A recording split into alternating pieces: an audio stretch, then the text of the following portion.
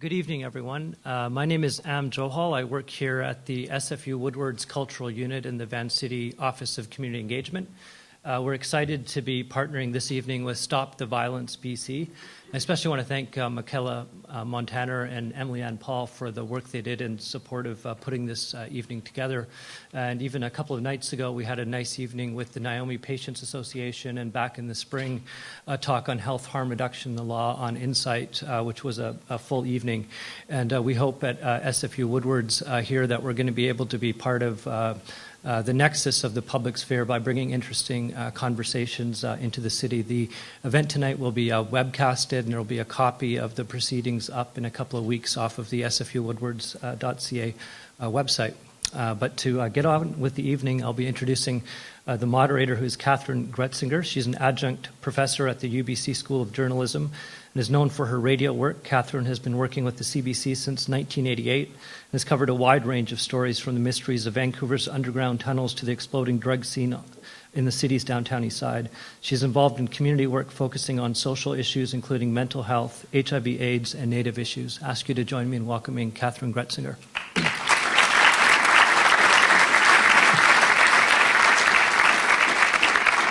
Thank you very much, Am. Lights are bright tonight, so you'll excuse me as I adjust here for the moment.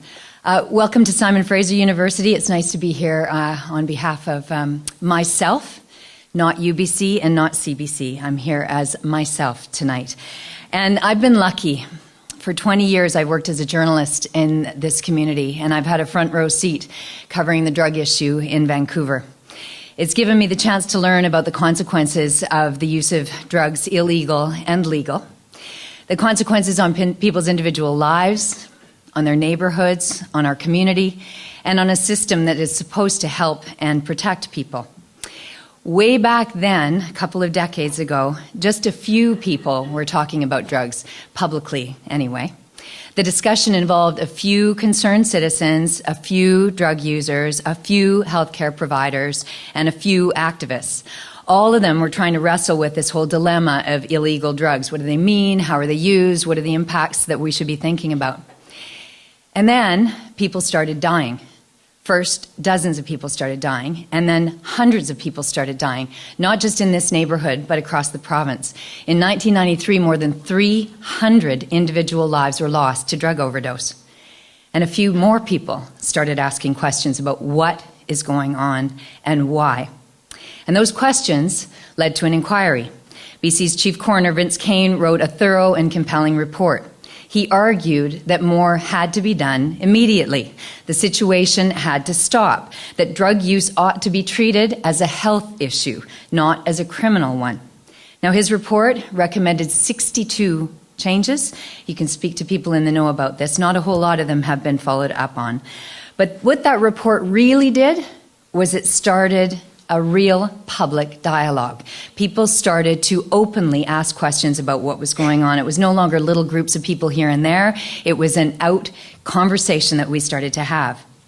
A few years after the Kane report, the Mayor of Vancouver, Philip Owen, with the guidance of Donald McPherson and a number of other people, took on drugs. It took them a while, but after loads of consultations and a ton of research, the 4 Pillars strategy was born. And today, believe it or not, this month, the 4 Pillars strategy is 10 years old in the city of Vancouver. And Insight, just down the block, Vancouver's supervised injection site, is one of the strategy's key successes. We've talked over the years about heroin, about methadone, cocaine, crack cocaine, crystal methamphetamine, Tolwyn, Ritalin, and on and on and on. And we've made a lot of jokes about BC Bud. But tonight, we're actually going to talk seriously about the consequences of Bud, BC or otherwise, of marijuana, weed, call it whatever you want, cannabis, the official name. You're going to hear tonight from people who are going to be making presentations that we hope will make you think twice about the impact of illegal cannabis on this community. We're going to hear from a researcher medical doctor, a human rights expert, and a law enforcement official. All of them have insights to share about what they see as the real impact of illegal cannabis on the community. And I'm going to begin tonight by introducing Dr. Evan Wood. Now, for anyone who has followed the drug issue in our community over the last decade or so, this man's name is very well known. Evan is the co-director of the Addiction and Urban Health Research Initiative at the BC Centre for Excellence in HIV and AIDS. He is also the founder of the International Centre for Science and Drug Policy. He is also an internal medicine physician specializing in inner city medicine. He's a clinical epidemiologist. He is internationally recognized as an expert in drug addiction and related drug policy. His clinical and his current research work focus on inner city medicine issues, including the treatment and prevention issues that we talk about so often in public. What's facing injection drug users? What kinds of public health initiatives could be used? What kinds of HIV prevention strategies work? He focuses specifically on street-involved youth as part of his work. Evan is a co-author of Stop the Violence, British Columbia's first report that's just been published, Breaking the Silence. It's called Cannabis Prohibition, Organized Crime and Gang Violence in British Columbia. It's an honor to welcome Dr. Evan Wood.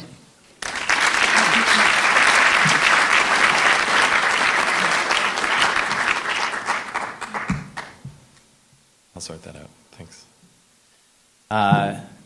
Thank you very much for that introduction, and thank you everybody for coming.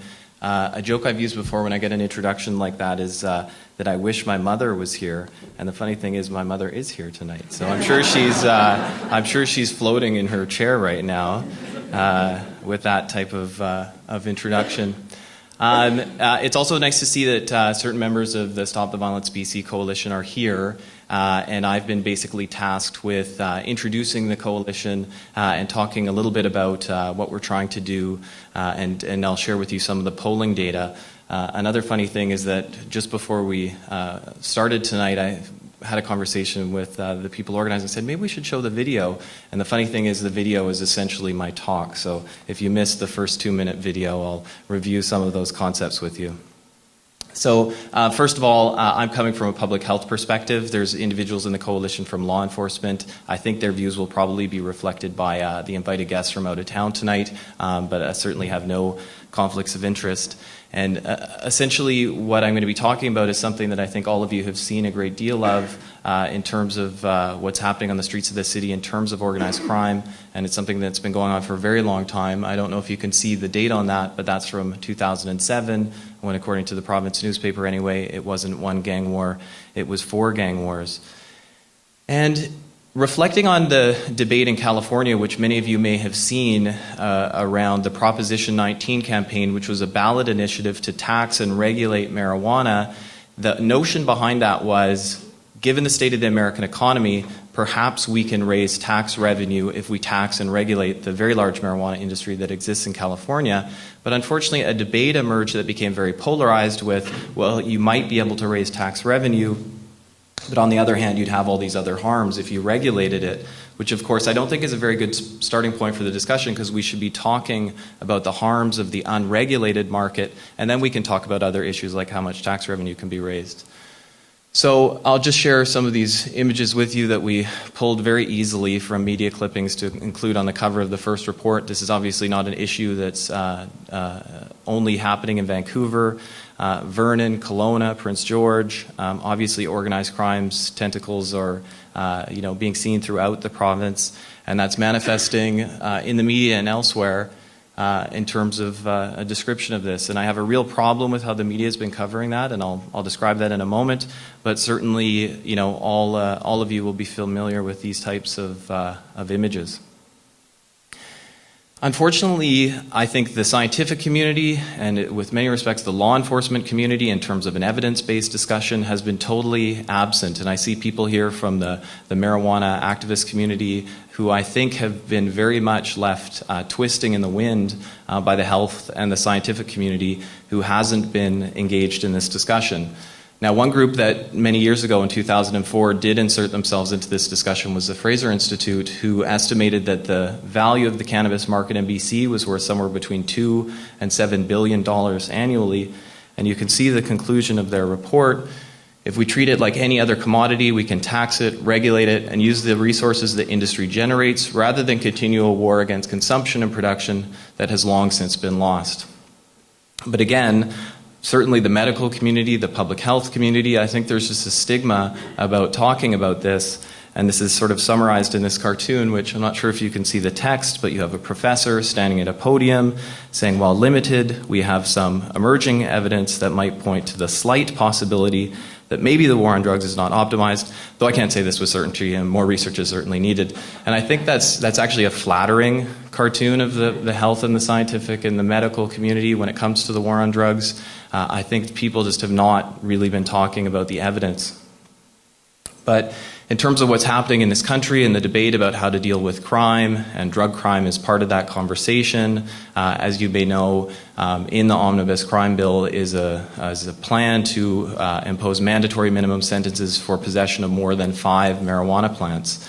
And from a scientific perspective, that's just absolutely absurd in terms of believing that would reduce the use and availability of cannabis. And I'm not pissing and moaning as implied by this New Yorker cartoon, but I will very briefly back up what I'm saying with data. So I think Neill's going to talk about this shortly in terms of the just horrible impacts on communities of the war on drugs in the United States. But if you look just for a graphical perspective of the number of people that are now in prison in the United States because of the drug laws, it's just been an astronomical impact on the tax base and on communities, as I mentioned.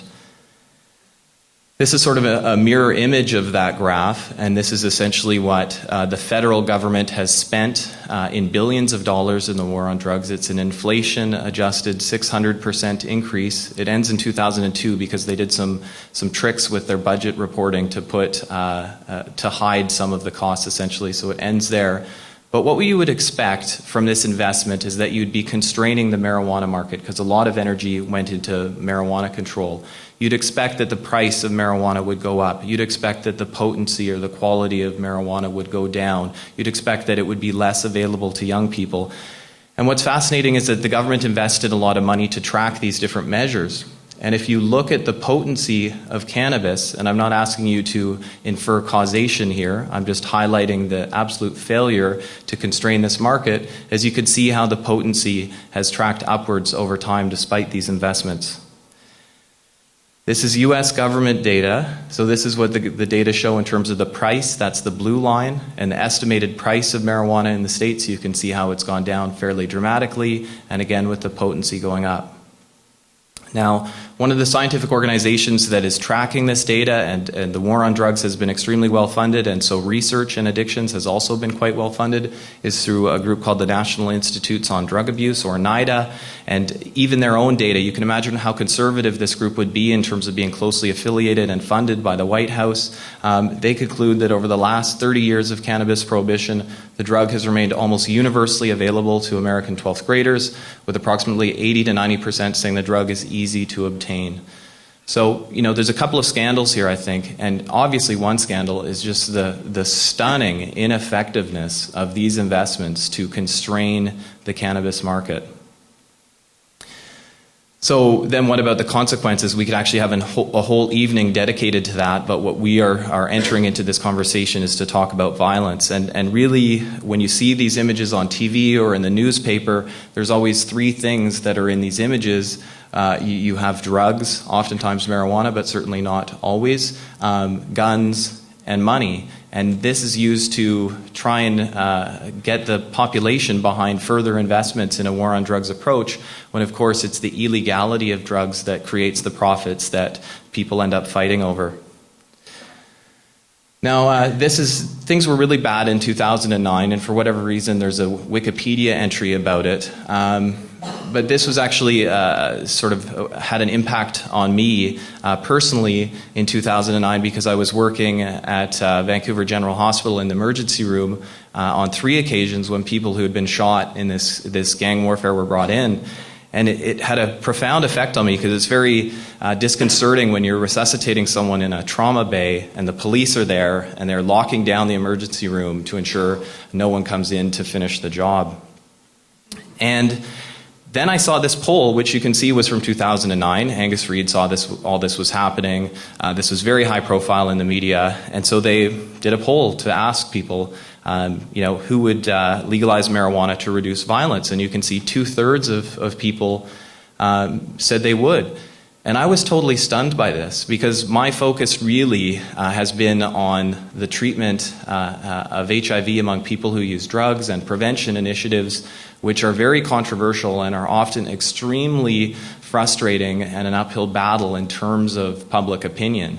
And I saw this and I thought, okay, there's people and voices in the marijuana reform community, but it's been totally absent that there's been a concentrated effort, coordinated from the academic and scientific community and the law enforcement community to back up those voices and validate what they're saying. I also took a bit of an academic interest in this because I wanted to look and see what the research says, and not to bore you about research, but basically in medicine there's a hierarchy of evidence which at the top of sits the systematic review. You take evidence from all corners and you put it together and you come to some conclusions. So we did a systematic review to look at every English language study that had ever looked at the association between drug law enforcement and violence.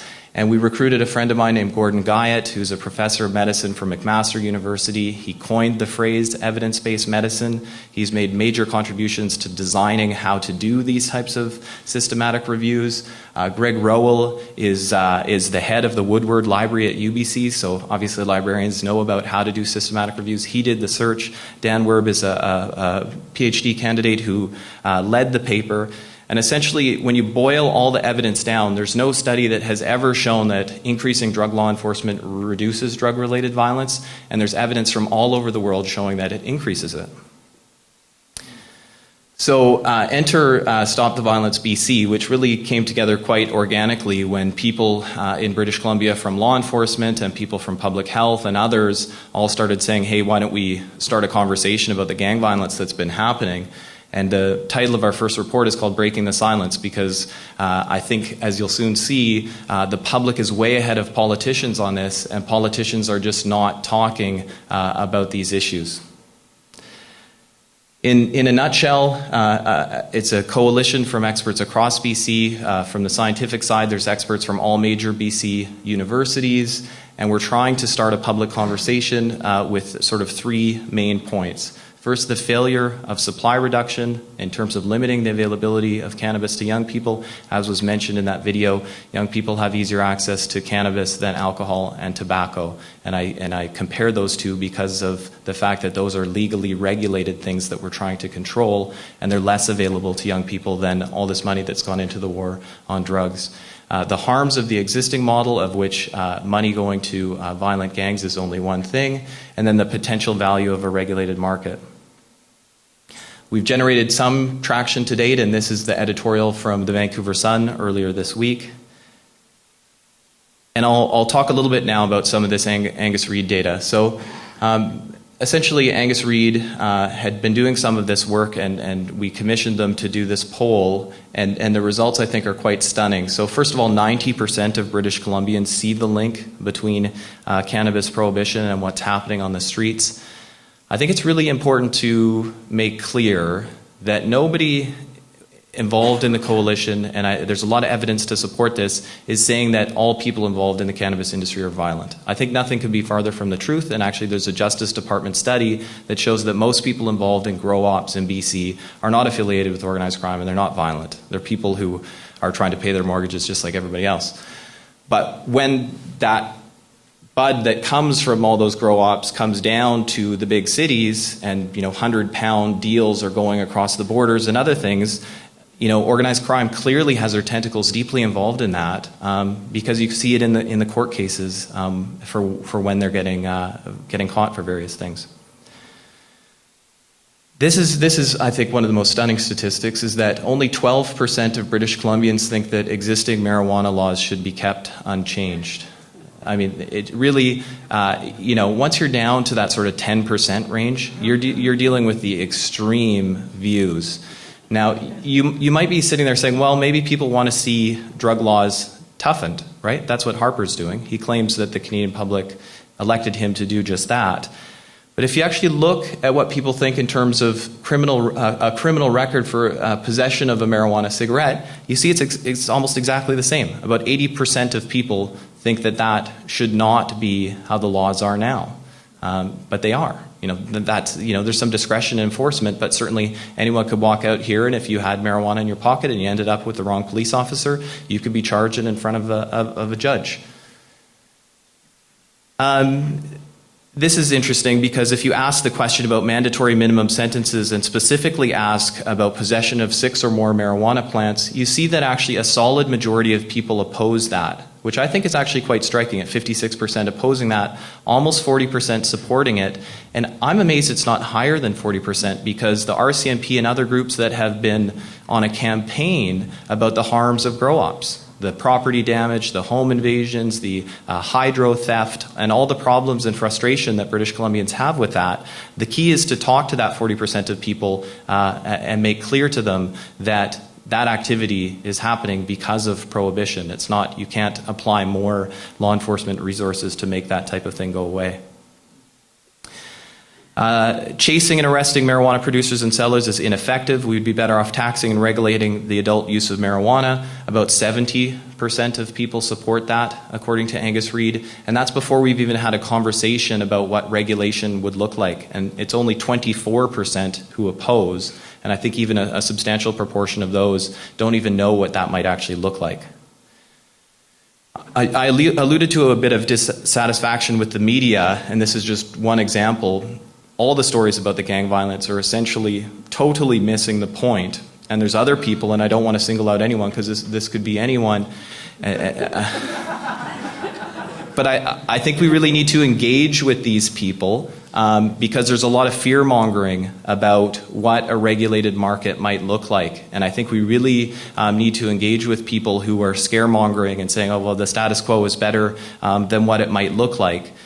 And there's not a lot of time to talk about this, but essentially what this figure is showing is that you can see as the social problems go up, the illegal market clearly is contributing to social problems, okay? Organized crime, we could go on and on about the problems of prohibition. On the other side, I think we should acknowledge that if we went with a sort of capitalistic version where we tried to increase the number of people that were using drugs through advertisement and promotion and all the things that we know are harmful with alcohol, and tobacco, that there would be harms there as well. But there is a whole scientific literature about how psychoactive substances can be regulated to reduce rates of harm while at the same time maximizing the potential to generate tax revenue. And I think the sort of 24% of people who are opposed to this, we can engage with a lot of those people when we start talking about what a regulated market might actually look like. So how you can get involved, for people that haven't seen the website, I encourage you to go there. We would welcome any and all of you to join the coalition. For those that are able, I should mention that everybody that's in the coalition is essentially volunteering their time, and it's become unrealistically costly to continue this conversation given the cost of generating reports and media and that kind of thing. So if you know someone who's in the mining industry or something like that that could make a donation, that would be very welcome. And certainly spreading the word. And I know a lot of you have been doing that, and others that want to get engaged in the conversation, that would certainly be welcome. Just a very quick acknowledgement to the people that have helped organize tonight, and thanks to Am for mentioning some people by name. But thank you for coming, and I'll turn it over to the next speaker.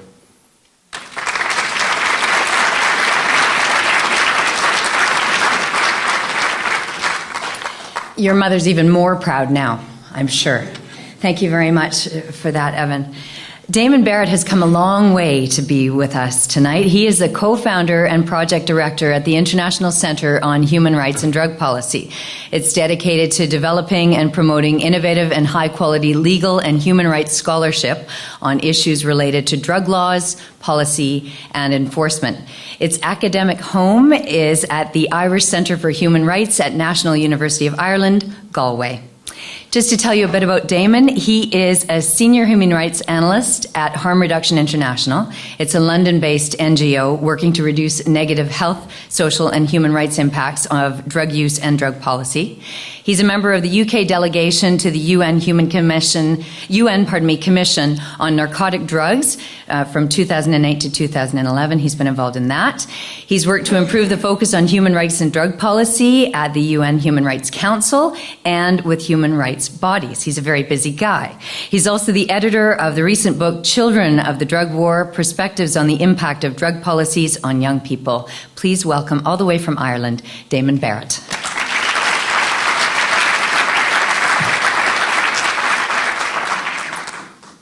All right, so I have to use this clunky old thing. I think in the age of the iPad, this looks like a Bakelite phone at this point.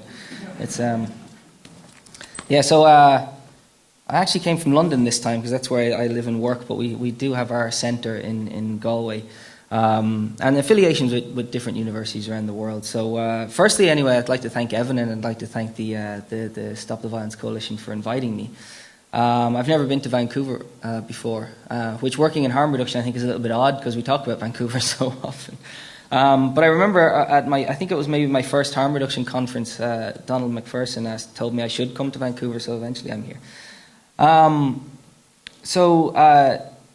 One of my focus areas at Harm Reduction International is human rights. I lead the human rights team. There's 3 of us now, which is great. And what I do there is I try and focus as well on drugs and the rights of the child. So, when it comes to drug policy discussions, people say, someone has to think of the kids. So, all right, I will. A little while ago, I was in Colombia. I went on a delegation down there to look at the effects of aerial fumigation of coca. And I was in a place called Guaviare, and there I found myself with a lot of other people talking to a bunch of children, these children that were in a priest's house, and what they were being was educated and housed and sheltered and clothed by this priest because they'd all been displaced from their homes because of drug-related violence and because of the fumigation campaigns. And the phrase "children of the drug war" popped into my head, and I thought, okay, well, this is something I might have to look at a little bit more, and like every good policy nerd, I went and did a book about it. And the book is called Children of the Drug War. It's not my book. It's a collection of essays from around the world. And it's, we've essays from Afghanistan and Mexico and Colombia and from Serbia, the UK, Canada, the United States. And through all this work, there's just one thing that springs to my mind, and I don't think I can get around this, is that one of the greatest myths of drug prohibition is that it protects children. The thing is, it's a necessary myth when one of your core justifications for what you're doing is the protection of children. Nixon did this in 1971 when he coined the phrase "the war on drugs," or when he officially kind of launched it. He said that addiction comes into homes and destroys families, and he talked about the threat to children and youth. And for those of you who know this kind of stuff, the 1988 UN Drug Trafficking Convention talks about the threat to children. It talks about a danger of incalculable gravity when children are used as a drugs market or involved in the drug trade. Now the thing is, imagine you're a politician. President Calderon has said this. He's talked about protecting children from drugs as one of the justifications for the military campaign. I remember a minister for health and human rights in Indonesia talking about the protection of children from drugs when they were instituting a new drug law, which included the death penalty for drugs and imprisoning parents if they don't report their children's drug use and this kind of nonsense. Imagine if you're a politician and you've kind of staked your policy on that, and then the justification turns out to be false. Imagine we're talking about a world where our drug policies protect children. Imagine a world where children lose parents to incarceration on massive scales, or where children spend the first years of their life in jail because their parent or their mother, in most cases, committed a drug offence, or where children are born when their mother's shackled to a bed because they're drug users, or families have their benefits taken away or their social housing because of a felony drug conviction. Or where, despite, no matter what we do in relation to drug policies, children still experience neglect and abuse because of parental drug dependence. And no matter what you do with your drug policies, that's going to keep happening. What about where children are at the forefront of militarized drug wars, where they're involved in the fighting, where they're experiencing grotesque violence, where they're stepping outside their schools, looking up and seeing helicopter gunships accompanying a plane which is spraying an unknown chemical on their skin and on their families' crops? And imagine a world in which more children than ever are using the very drugs that we're talking about, and where it's easier to get than ever. Imagine that world, right? It's not that difficult, actually. It's not politically sustainable if you admit that is part and parcel of the policy. You have to say that prohibition protects children. And that's what the refrain becomes. Now, I know a lot of what I just said there is kind of remote to British Columbia, and a lot of that's not going on here. But then let's bring it back to the point here and what the talk is about. Does cannabis prohibition protect children? that's a valid question, and depending on my tone of voice, you'll see what I think about the answer. But I was reading that Families First agenda, by the Premier Clark, and it talks about results and accountability. I say, okay, fine, I really like that. That's great. Results and accountability. Does cannabis prohibition protect children? How? And what metrics do you use to decide that? Because the justification is valid. Look, I have 2 children. I can think of no better justification for any drug policy or intervention than to protect children from drugs or drug-related harms. But how? How do you show it? I mean, what we've kind of created is some kind of a positive feedback loop where means and ends in this whole thing have become so conflated. I don't know where one ends and the other begins, Criminalization of cannabis or any other drug you want to think about has become like an end in itself. You've got it's proof without more that children are being protected, and I don't think that's good enough. I want to see something else. I want to see, what are we protecting children from and in what way? And the debates then around how we protect children, the debates for all that have to start at local level, which is why I'd fly across the Atlantic to something like this rather than to a big international meeting, where my colleagues currently are actually. They're in Malaysia at a drugs meeting and they're talking about judicial corporal punishment for drug offences, which is also imposed on children. What a great way to protect them. Insight is an example of this, right? Insight is about stretching what was considered maybe permissible in order to do what was right for the community in which it's in. Portugal's decriminalisation from 10 years ago. I mean, again, that's on the international stage still quite controversial. You got Switzerland, you got safe injection facilities in Switzerland and heroin prescription programs there. You've got Bolivia and traditional uses of coca, you've got Ecuador and amnesties for drug mules, and you've got Netherlands and their coffee shop models. These are kind of local solutions for local problems. So what's BC's solution? And you know what joins all those things up? They can show results. And they can be held accountable for those results. That's definitely what Insight does. I heard today that there's been 1 million injections there since it started up, and not a single death from overdose, right? That's results, as far as I can see. And that's protecting people. So, these are some of the things that go in my mind when people say think about the children. It's like, yeah, do, but how do you measure that? How do you measure that your drug policies are protecting children? But it leads me to another point, which is this. If BC were to legalise and regulate cannabis, it would place Canada at odds with international law. It would, right? It would place Canada in breach of 2 of the international drugs conventions.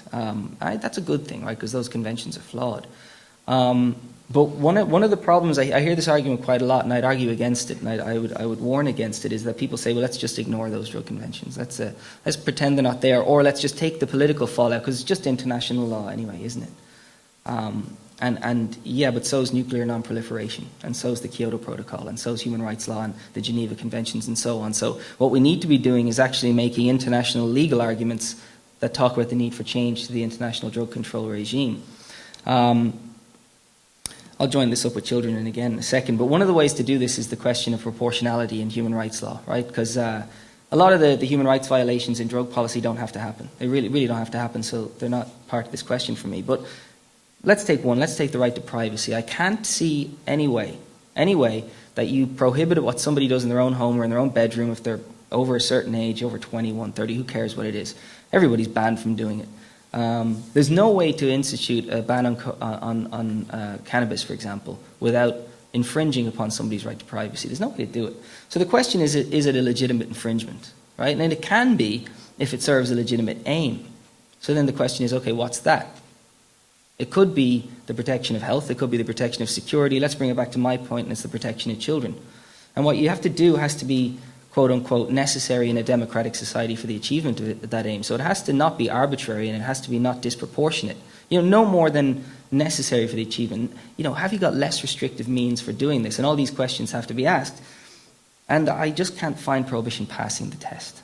But I'd really like to see it analysed. And again, coming back to those results, right? How do you measure if the policy you've implemented has even the potential to protect children, if that's your legitimate aim, even the potential to do so, to give you that leeway for another 50 years of attempting it, if you can, because we can demonstrate that the stated aims aren't being met, as Evan, I think, clearly showed. I think that's a really important question. I'm going to conclude with a kind of a basic point, I think, before you get to hear from Neill Franklin. You know, Neill's going to get longer time than the rest of us because, for some reason, someone with 30 years of law enforcement experience might possibly have something important to contribute to this debate. You know, the thing is, do we, in 2011, do we really need to have a conversation about what we know, you know, what we have to do to protect children? I mean, do we really have to do that in 2011? I mean, because I'll tell you something, drug policy's got very little to do with it. Very little to do with it indeed. In fact, drug policy just gets in the way of most of it. You know, cohesive families and education and that kind of stuff. Yeah, one of the great myths of prohibition is that it protects children. The thing for me is that interrogating that myth is about finding solutions. And that's what I think thinking about the children and drug policy is all about. Thanks.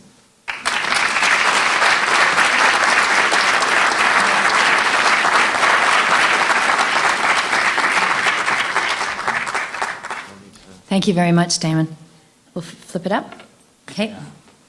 Just going to slide this over here, Neill, for you. So we're ready to go.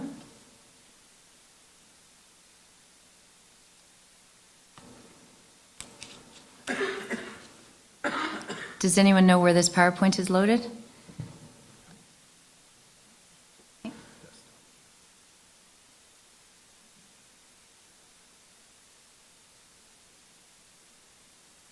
Thank you very much. Perfect. Major Neill Franklin is a former commander for the Education and Training Division at the Baltimore Police Department. He also worked for the Bureau of Drug and Criminal Enforcement. Now, Neill retired from the police force in 2009 after, as Damon mentioned, 34 years of service. But he continues to work. And his work these days about raising awareness about what he considers the negative effects and the failure of the war on drugs, and also the negative impact of prohibition on communities. Neill works as the executive director of the Law Enforcement Against Prohibition group, and you might be wondering why he does this. Well, he's sick to death of the number of lives that have been lost, both civilian and police officer, because of the war on drugs, and he's making it his business to do something about that. Neill Franklin.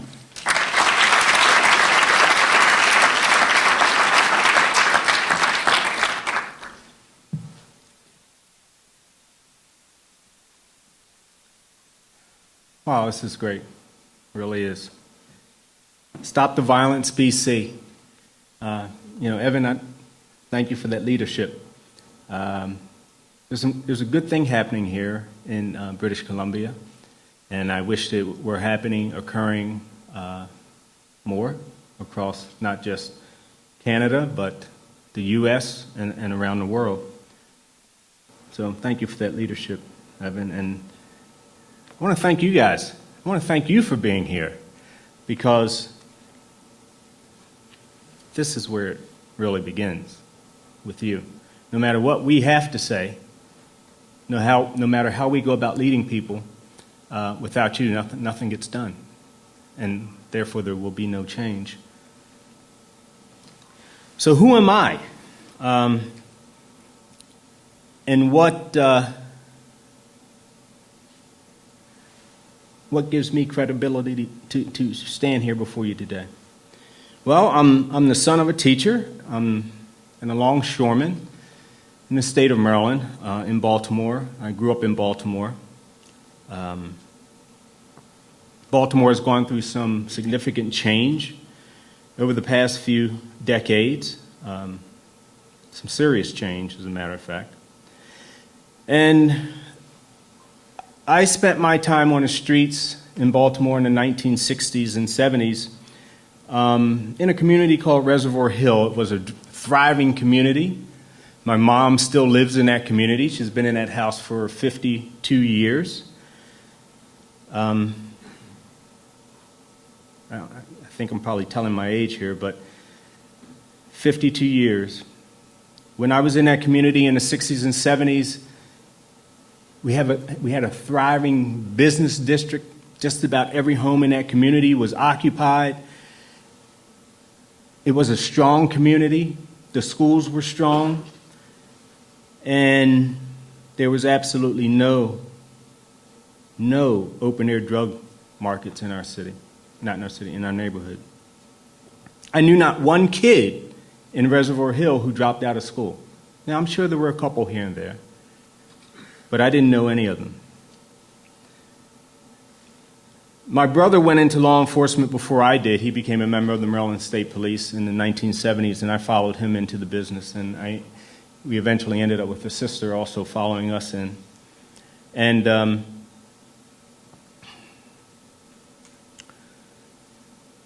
not too long after I got into the business, I went into undercover drug work. And, you know, I thought that this was a thing to do. I had been taught that people who used and sold drugs were bad people. And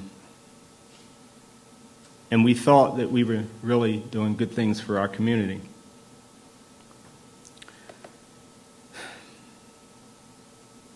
You know, Baltimore,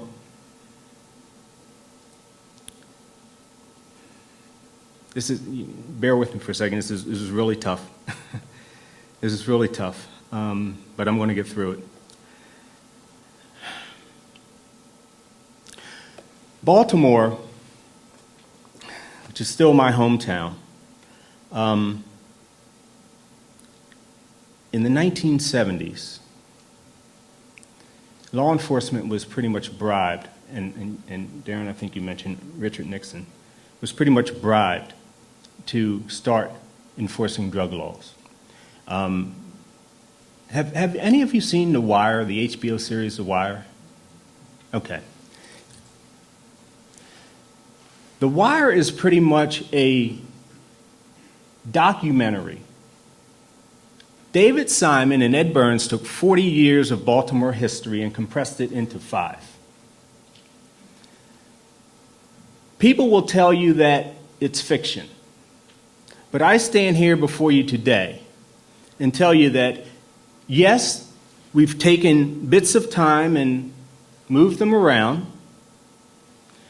We changed the names of some of the players, but for the most part, it is an extremely accurate depiction of Baltimore. But it's not just about Baltimore, it's about every major city in Baltimore and outside of the United States. I mean, within the United States and outside of the United States. The neighborhoods that are depicted in this series are real neighborhoods. These weren't Hollywood sets. These were real communities, real neighborhoods. So what you see on that screen, the vacant homes, the boarded up homes, the kids on the corners selling drugs, those were actual open-air drug market corners. Many of the characters depicted in the series have even been given roles in the series. One in particular is a gentleman by the name of Little Melvin Williams, who was the most notorious heroin dealer in Baltimore. I grew up in the same neighborhood that he lived and worked in. His wife, who eventually became his wife, went to the senior prom with my brother. For those of you who have seen this series, Little Melvin Williams plays the role of the preacher who visits the boxing ring from time to time. These are real characters. Baltimore went through a metamorphosis from a thriving city, thriving communities, healthy neighborhoods, to sheer devastation and disaster. And why did this occur? It occurred because of drug prohibition. Not because people used drugs. People were using drugs in Baltimore for a long time before the 1970s and the 1980s. But when we broke up those organizations as depicted in The Wire, who had agreements among themselves to conduct their business a certain way, when we broke those organizations up, we made way because they weren't going, the void wasn't going to remain there. It's a lucrative business. So we made way for hundreds of young entrepreneurs to enter the business, and the only way that they knew how to manage that market share was with violence. And guns soon became tools of the trade so that they could control their corners, protect their market share. I just had to touch on that real quick just to show you what Baltimore and many other cities in the U.S. went through during this period of time of enhanced drug enforcement in our communities. And every time I go back to visit my mother in her neighborhood, you know, I just have to cruise around the blocks and the streets just to see and be reminded what has happened in that community. And it's quite depressing. Criminal gangs go to war over market share. You guys are experiencing something very similar here with the marijuana trade. Marijuana, which is virtually worthless, it's a plant that anyone can grow just about anywhere. But because of the illicit trade, up until recently, by weight, it had more value than gold.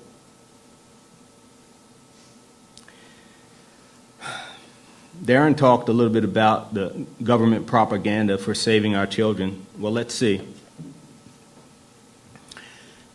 Just like depicted in The Wire, and just like the marijuana trades that you guys are dealing with today, kids are not just attracted to that lifestyle. You got to understand this. They're not just attracted to the bling bling and, you know, the money that they think they can make. You know, in our neighborhoods back in Baltimore, they see the guys with the fancy cars and they have the nice looking women with them. And, you know, this is all they know because that's all they see in these communities. And they're not just attracted to that. You see, these gangs have better recruitment programs than Fortune 500 companies. They know how kids think. They know what they're attracted to. They know how to get into their heads.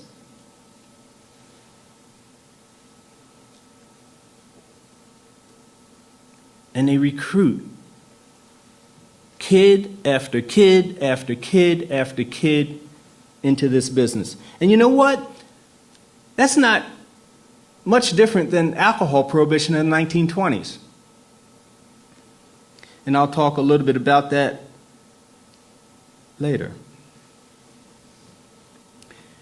You see, when these kids are recruited into this business, it's not very long before they drop out of school. In Baltimore, the dropout rate at one time reached about 60%. It's now probably between 45 and 50. But it's not going to get much lower, not as long as we have the illicit drug trade. I also understand that here in BC, you have a serious dropout rate problem too, but mostly for Aboriginal young boys. When kids drop out of school, in the U.S., they stand, it's probably somewhere a little over 90%, a 90% chance of entering into the criminal justice system. And once they enter into the criminal justice system, they are pretty much lost. Don't get me wrong, one or two eventually get turned around with the help of a mentor and some guidance along the way, but for the most part, they're lost. And nothing, virtually nothing good comes out of our criminal justice system. It's not a correctional facility they enter, it is a housing facility that they enter. Where the gangs originate in the United States, they started in prison. And when you go into prison, in order to survive, you got to do one or two things. Either you got to be one of the best fighters that there is, and even they don't make it sometimes, but you got to fight, or you have to become a member of a gang for protection. So if you go in nonviolent, there's a very good possibility you're going to come out with some violent tendencies.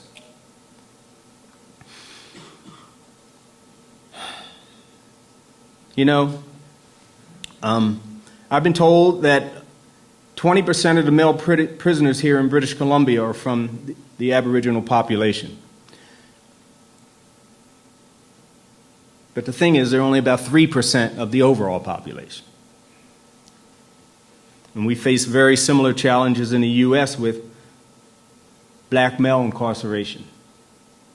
In 2008, in 2008 in the United States, we imprison white males at a rate of 943 per 100,000. I mean, that in and of itself shows that we have an addiction to incarceration in the United States. We are 5% of the world's population, yet we house 25% of the world's prisoners. We're even locking up white males at a rate higher than what we arrested black males for, not we, but South America during the height of apartheid. That was only a little over 800 per 100,000. But what are we arresting black males? At what rate in the United States? Well, that's 4,919 per 100,000. See, it's all about how police operate, our strategies and practices and policies, and where we enforce certain laws. And I don't have time for it today, but there is concrete proof that that was part of Richard Nixon's plan. All you have to do is to read Michelle Alexander's book, The New Jim Crow, and you'll see what that was all about. So maybe we need to ask the question, what children are we protecting? All right, so enough of the good news. Now for the bad.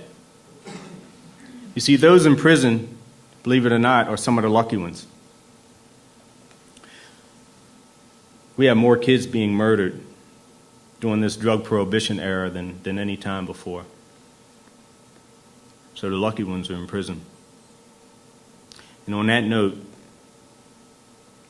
I'm going to briefly cover some violence. You see, it is violence that got me here. During my career in law enforcement, I went from working undercover to managing numerous multi-jurisdictional drug task forces in the state of Maryland and the eastern half of the state, and I was probably one of the worst prohibitionists in the state of Maryland. I really thought that we were doing a good thing, and I was a dangerous individual back then. If you were using or selling drugs, mostly using. So, how did I make this shift? Prior to what I'm about to explain to you, there were some things that took place in my life, but nothing more significant than this single act of violence.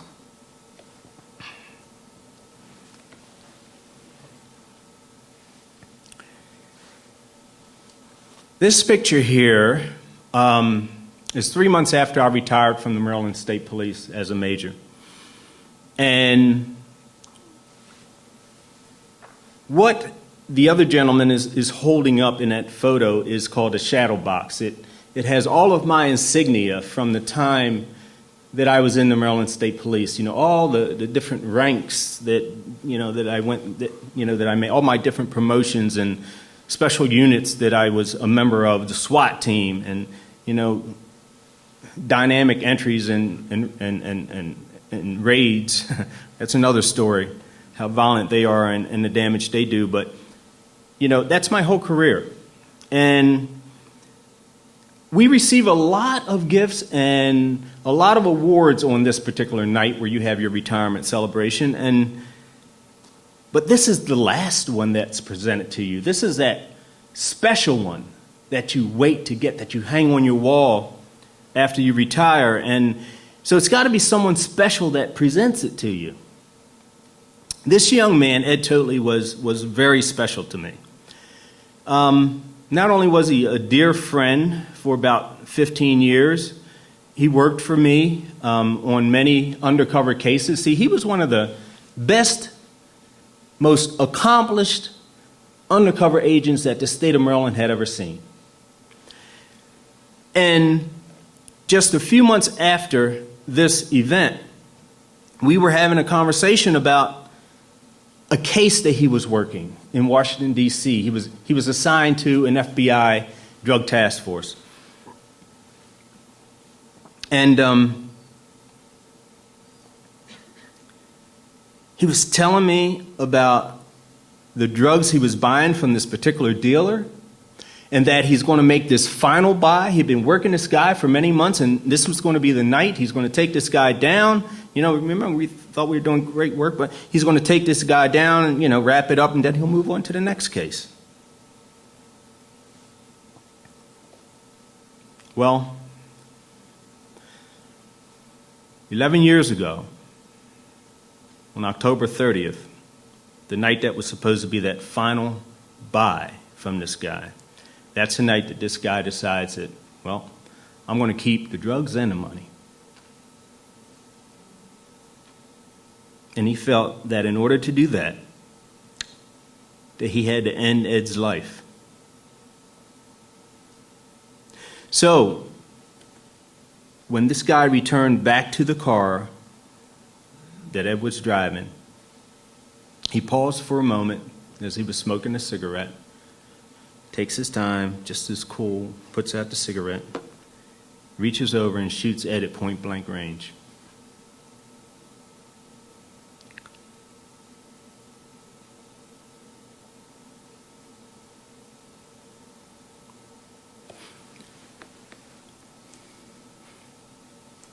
I live 53 miles from that hospital, and it was the longest ride of my life, even though I was in triple figures, over 100 miles per hour pretty much the entire way.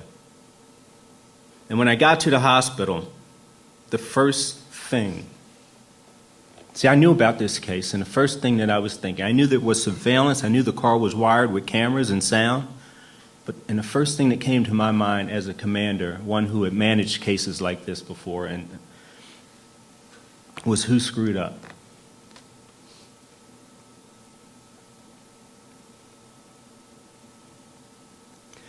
It was who missed their assignment. It was who dropped the ball and left his kids without a father.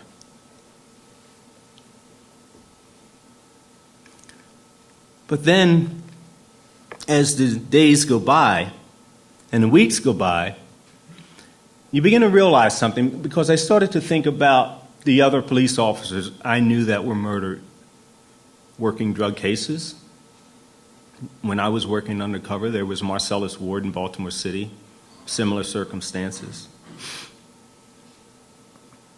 And then, and at this time, I was a lieutenant colonel with the Baltimore Police Department, and 2 years after Ed was assassinated,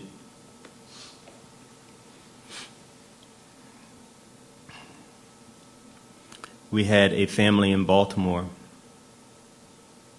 that was killed. You see, it's not just about cops dying. In just about any city in the U.S., we have innocent people getting caught in the crossfire. And it's not always just a crossfire. Some of it's intentional. No city, no community is safe.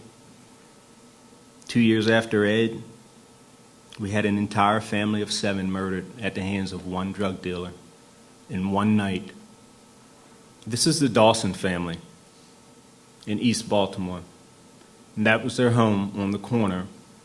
And on that corner was a drug dealer. A drug dealer who valued that corner so much and the money that he was making, he decided to take the lives of this family, all because the mother was trying to protect those boys you see depicted right there. She didn't want them in that environment. She didn't want them recruited. And she didn't want them facing the dangers of drive-by shootings. So she was working with the police to get that drug dealer out of the neighborhood. He didn't like it, and one morning, on October 3rd, he broke into their home on the side door and set their home on fire. And every one of them died in that fire. You see, and this isn't just about Baltimore. This isn't just about Baltimore. We have innocent people being murdered all across the United States Mexico, Venezuela, and even here in BC.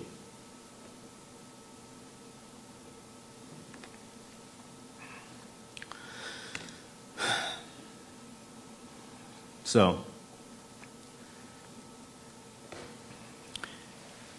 I show you this because in the 1920s, the end of alcohol prohibition was largely in part to the efforts of women, mothers, who decided and realized in order to protect their children, they had to end the policy of prohibition. So it wasn't about alcohol, it was about the policy. It was about the policy. It's the policy that is dangerous. It is the policy that makes our neighborhoods and communities dangerous. It is the policy that paves the way for criminal enterprise and criminal gangs to make billions upon billions of dollars every year around this globe. We have to change and end the policy.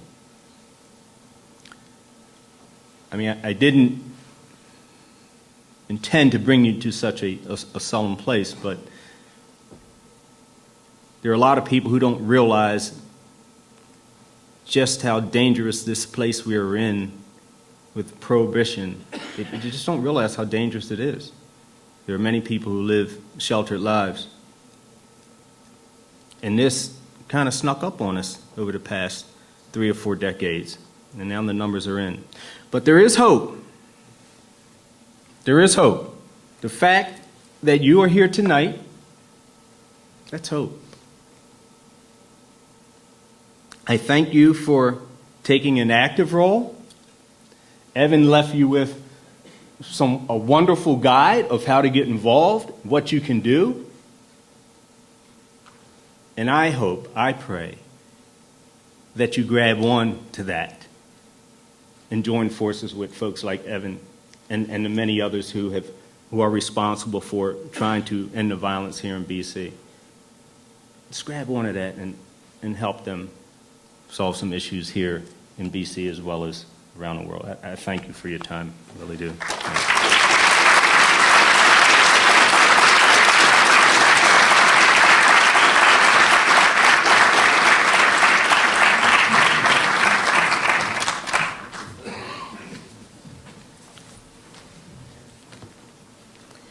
All right, so lots to think about as we get our conversation started.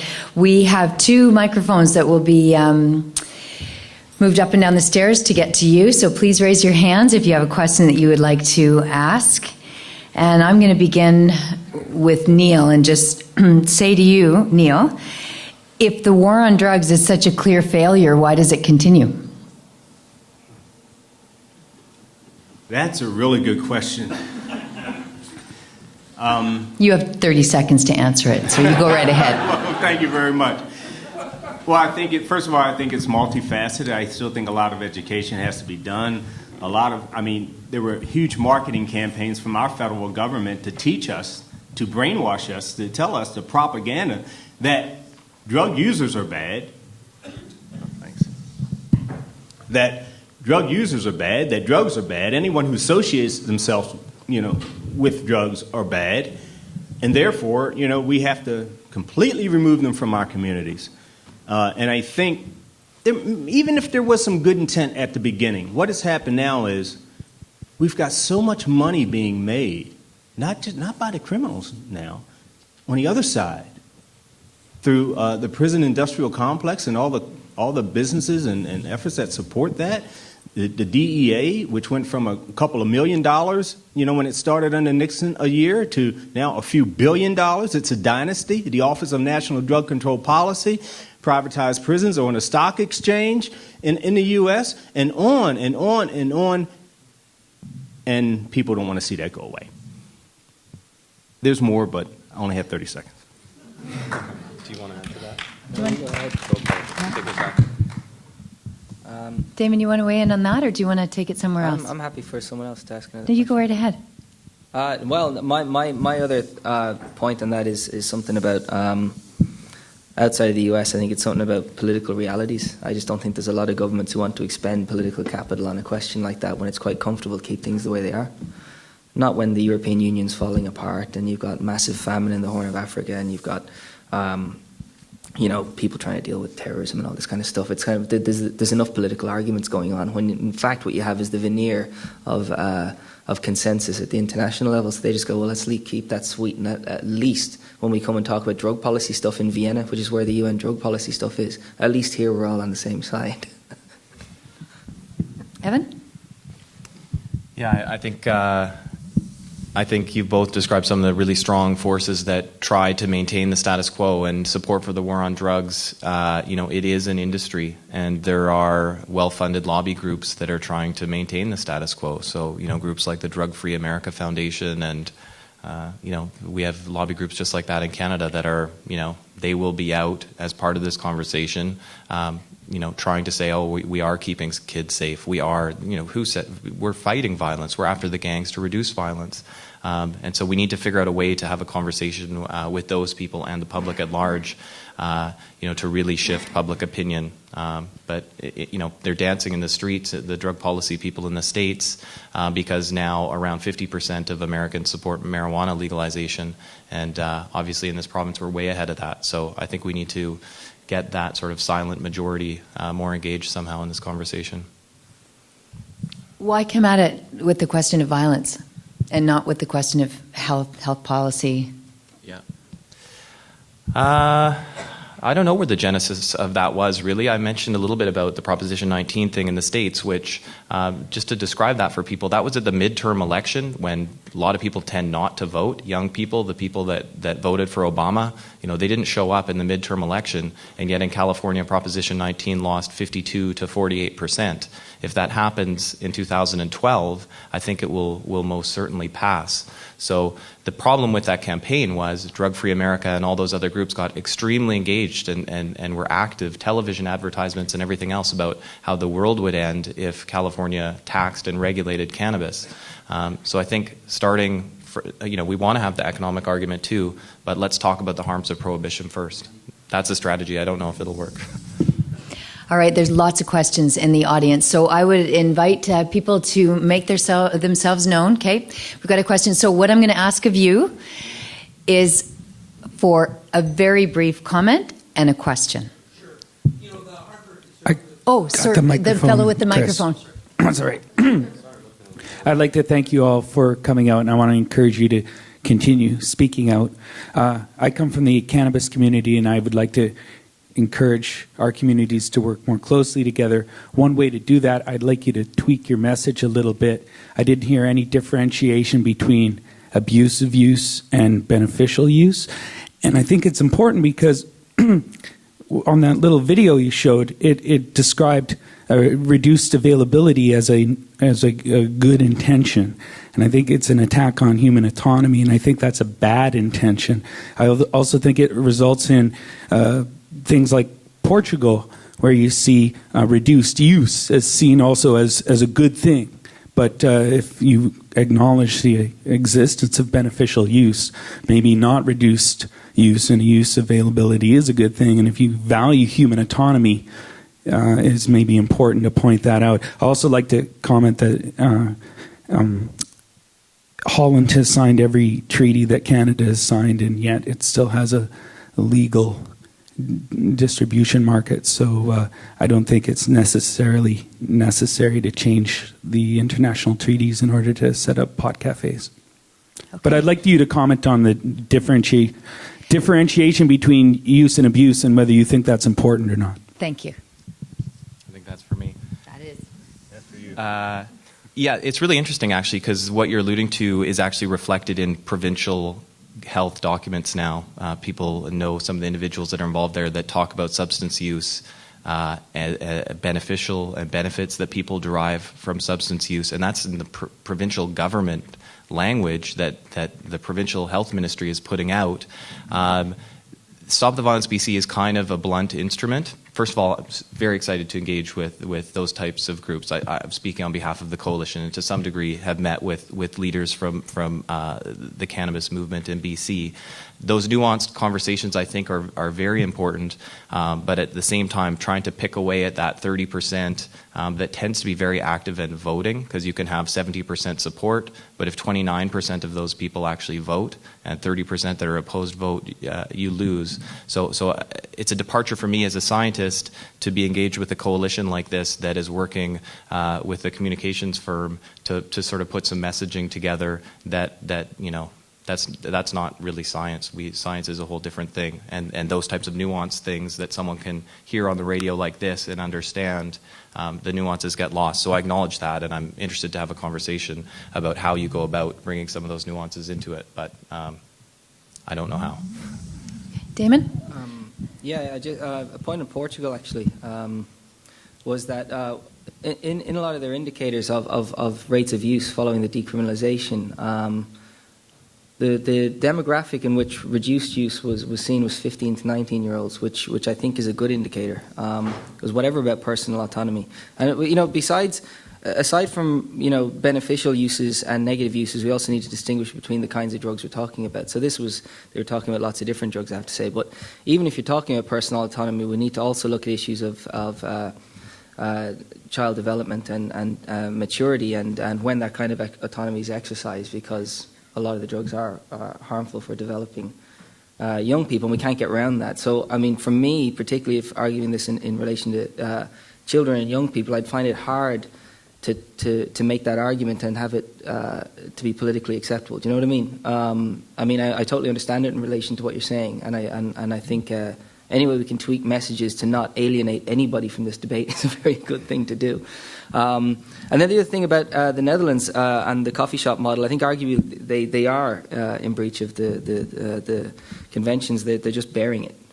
They're just holding on to it. They're just saying, okay, well, we are, but really, you're going to fight us that much about it? And I think the more countries that enter themselves into a position of breach, that's when you'll find that something has to break in those conventions. But it won't happen where everyone gathers together at the international level and says, hey, I have a great idea. Let's spend the next 5 years negotiating a new treaty. We're going to do that. Not going to happen that way. All right, sir in the front row. Can I just make a quick comment? Yes, please. Yeah. Law Enforcement Against Prohibition, first of all, we're not doctors. We take a position that has nothing to do with the drug itself. It's about the policy. So, you know, we don't try to say that there's beneficial use, or we don't get into a discussion about the properties of a drug or whatever. The more dangerous a drug, the more of the need for it to be regulated and controlled and taken away from criminals to manage. That's the bottom line. So with us, it's about the policy. We're from a position of our expertise comes from law enforcement, being there on the front lines, dealing with the violence every day, dealing with the destruction in the neighborhoods, dealing with putting bodies in body bags. And we know that by far and large, most of those bodies in Baltimore, 70% of those bodies come from prohibition of drugs, not the drugs themselves. So that's our position on it. Thank you.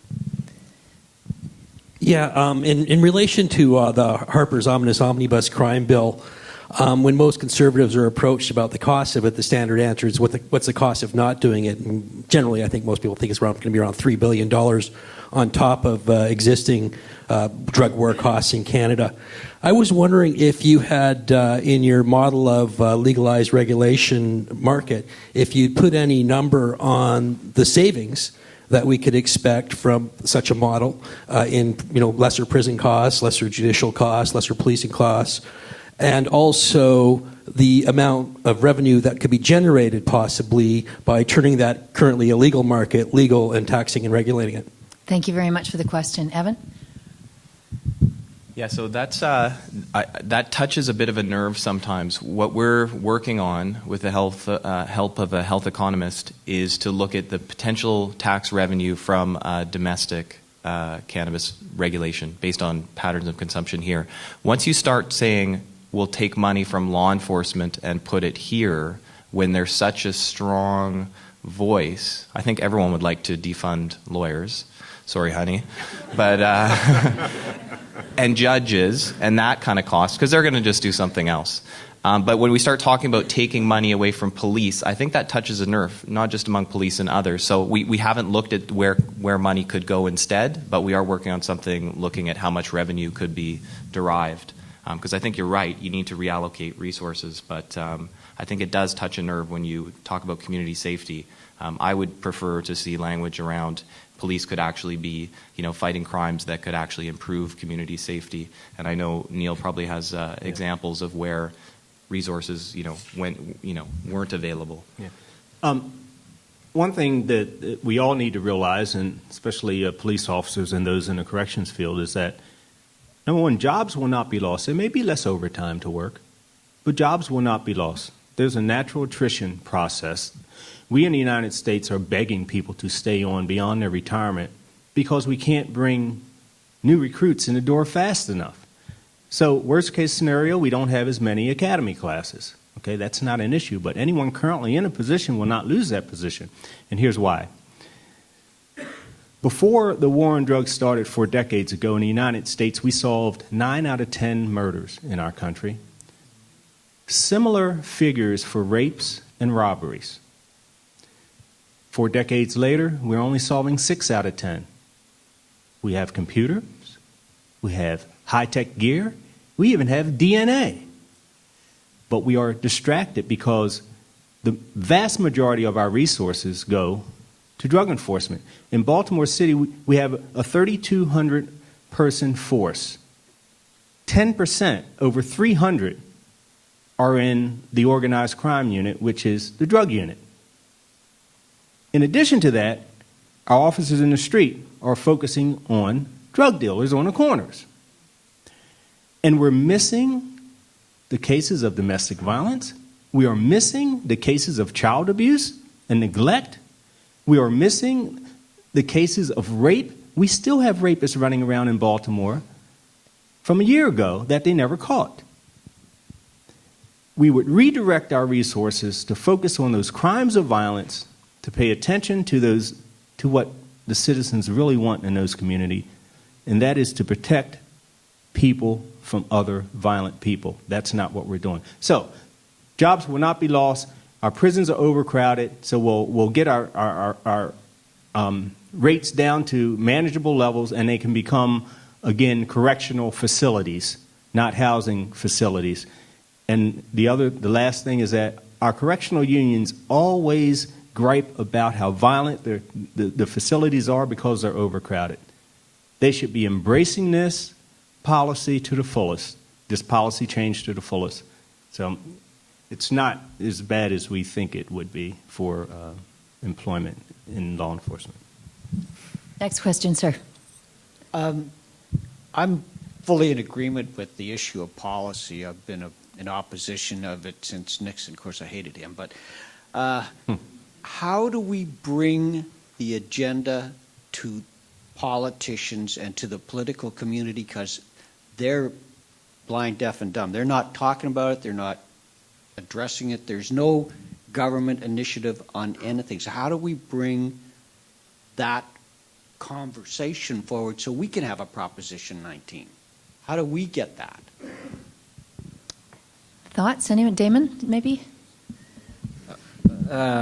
Depends on. I guess it depends on what country you're in. I guess Evan, you can talk about it here. I think it depends sometimes on what pushes the buttons in the country you're in. And in some, it doesn't matter. Geez, 1 million people marched in London against the war in Iraq. It didn't change a goddamn thing. But it depends. I don't know. It depends on what pushes the button. The first thing I'd say, if you're in the kind of country where you're not in a grotesque dictatorship, find out. One of the things I'd ask people to do is find out who their MP is. Don't click so many online petitions and get yourself up off your arse and go out and find who your representative is. Get parliamentary questions asked about evaluation of drug policies. Just say, look, does this work? And are you, even if you don't agree with my decision for the outcome, are you willing to at least engage in an open debate or an open discussion about evaluation? How long has this been going on, and what are our measures of success or failure, and are we meeting them, and how can we change policy in that direction? And The thing is, when you do get those, there's an organization in Britain called Transform. They're fantastic. And by the way, they did a great cost-benefit analysis of prohibition, and they've done a book called Blueprint for Regulation, which is also wonderful. They do this regularly. They've had parliamentary questions asked, and what you often get is the most transparent refusal to evaluate, and with the most ridiculous parliamentary discussions. So unfortunately, even when you get that done, you don't get much. But then beyond that, it's about building coalitions like the one you have and trying to get groundswells of support and getting the various communities together. Like a friend said, no matter what community you're from, like we in harm reduction work a lot with people who use drugs, because if you can humanize the problem, you can try and get rid of some of those barriers to people even thinking rationally about it. You know what I mean? But I don't know. Evan, maybe you'll talk about Canada, because I think it depends very much on what country you're in. Yeah. Well, Go ahead. I'm still learning the political landscape here in Canada, so bear with me. But in the U.S., what we've done, it's really a lot of it has to do with timing. It has to do with movement building at the grassroots level, and that's what you guys are doing here.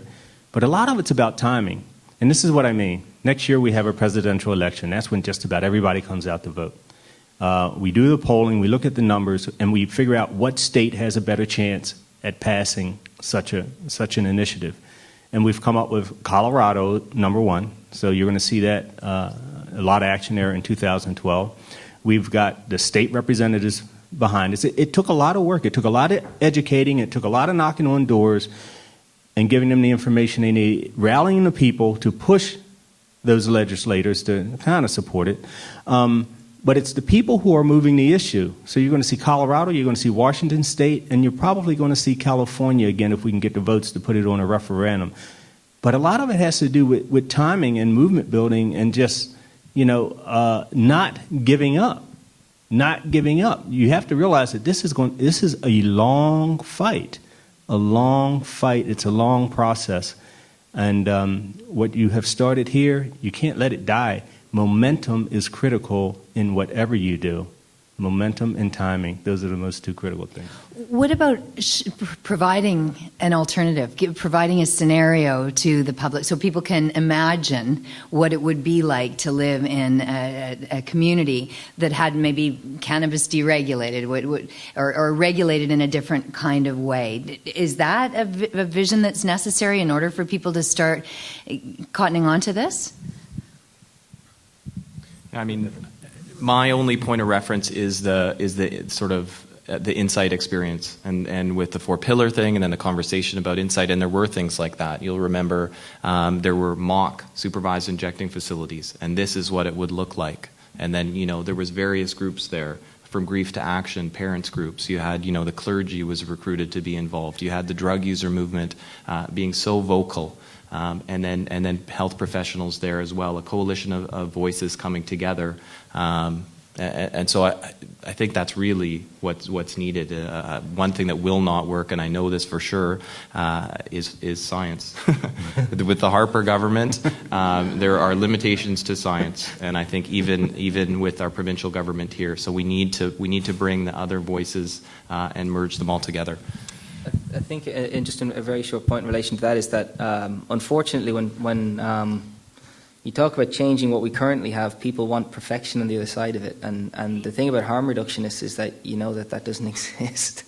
And what we're selling is actually an idea of something where you're managing a lot of problems and juggling a lot of balls, and you're trying to say, look, I can't deliver you perfection. And unfortunately, when you have a system where you can have prohibition, which is failing on any measure of concerns, any measure of you want to take. I mean, corruption and violence and health and all that, and your response is supposed to solve all of that. You see it in relation to Mexico. You get a lot of op-eds being written that legalizing drugs won't solve the violence in Mexico. It's like, I know.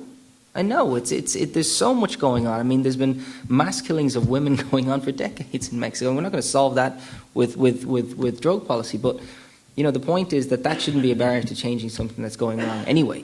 But as I said, I do recommend the book Blueprint for Regulation by Transform, because it does set out models and it's envisaged as an open debate, and it's envisaged as something that people should read and contribute to. Okay. Blueprint for regulation. Yeah. There you go. And it's Food free to for download regulation. online. All right. Questions are popping up all over the place, so let's get the microphone moving. Go ahead, Em.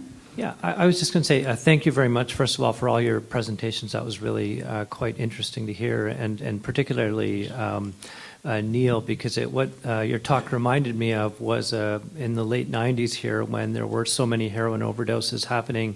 We not only had people who were working on the front lines, hearing from addicts themselves, people like Ann Livingston here, who was organizing at the corner of Powell and Jackson, but there was actually a law enforcement officer at the time, Gil Puter, who would go out to speak in the evenings, and the Vancouver Police Department actually used to send people to the audience to monitor what he was saying in public, and he was basically saying, this doesn't really work. And he passed away a few years afterwards, but in terms of opening up a larger political space to talk to a new audience, it was incredibly effective. And in some sense, I guess moving to my question would be, Evan, have you guys spoken with law enforcement officials that are supportive, or retired RCMP or VPD people that are willing to go public and be part of what you're campaigning for?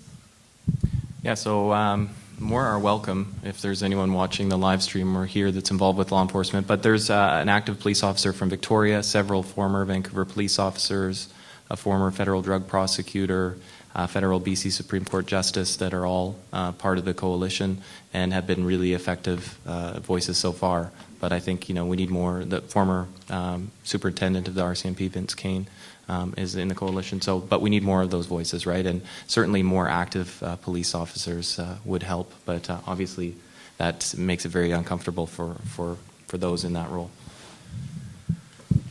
A couple of questions from the center in the room here, and Damon, you go first. Just a very short nod to there is a law enforcement harm reduction network that's worth engaging with, and then you've got an organization which is a network of drug policy organizations called the International Drug Policy Consortium. They have some excellent law enforcement speakers, and they go around the world talking to other law enforcement officials.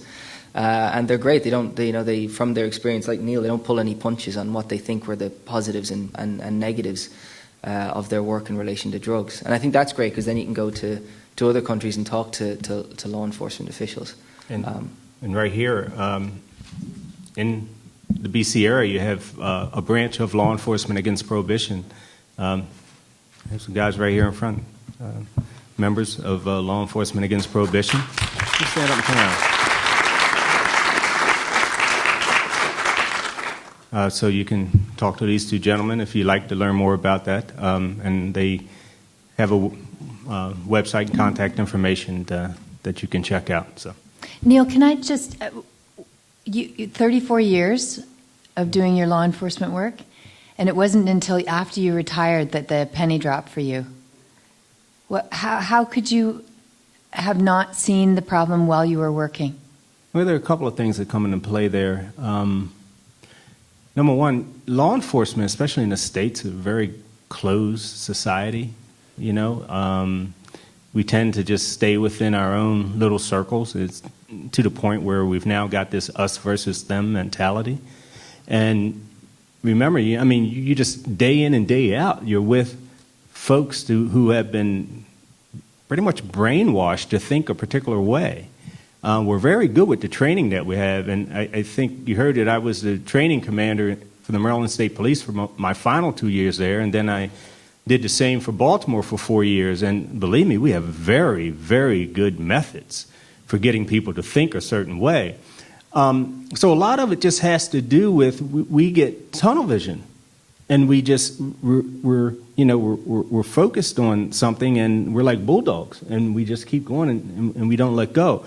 But you have to go back to when I started in law enforcement, the data wasn't in.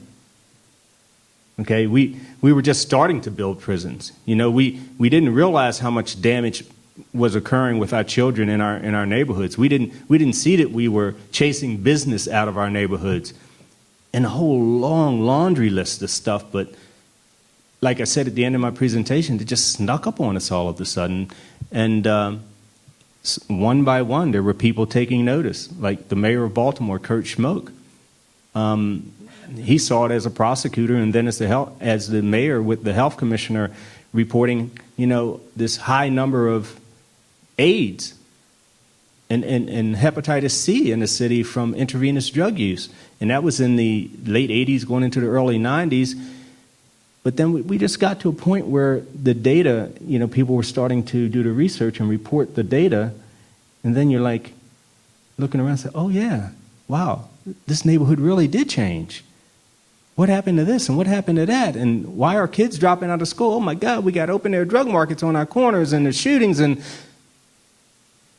But to just stop me in my tracks, unfortunately, it took a tragedy.